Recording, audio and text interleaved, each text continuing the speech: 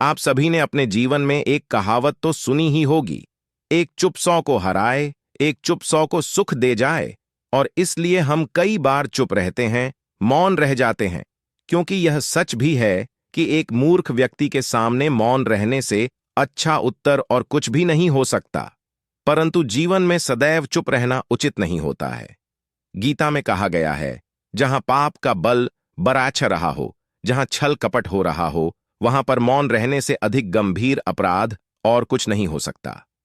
कभी कभी हम सबके जीवन में एक समस्या अवश्य आती है कि हम किसी ताकतवर के समक्ष मौन हो जाते हैं। ऐसा क्यों? प्राय उसकी ताकत से बचने के लिए हम मौन रह जाते हैं। मानते हैं कि ऐसा करने से हम एक विवाद से बच जाते हैं, हो सकता है कि एक संघर्ष से भी बच जाते हों।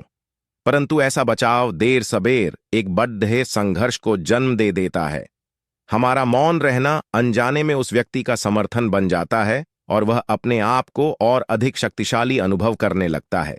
यहीं से हमारा दमन प्रारंभ हो जाता है।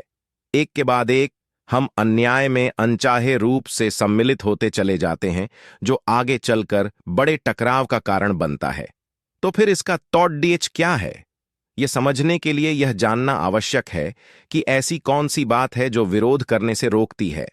यह सामने वाले की शक्ति तो नहीं हो सकती, यह तो हमारा खुद का डर होता है जो हमें मौन रहने को विवश करता है। क्या हम मन से डर को निकालकर अन्याय का विरोध नहीं कर सकते? आखिर वह हमारा क्या और कितना बिगाड़ सकता है?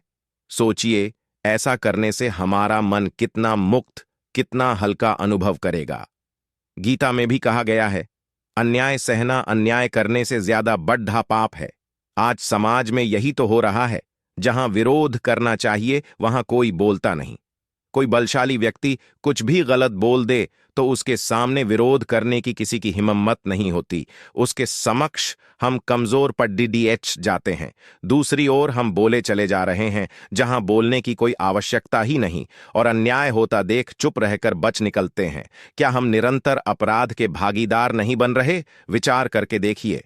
इतिहास साक्षी है कि पापियों की उद्दंडता ने संसार को उतनी हानि नहीं पहुंचाई जितनी कि सज्जनों के मौन ने पहुंचाई। यदि कोई मूर्ख बोल रहा है तो मौन रहना उचित है, परंतु यदि कहीं छल हो रहा है, अपराध हो रहा है, तो उठिए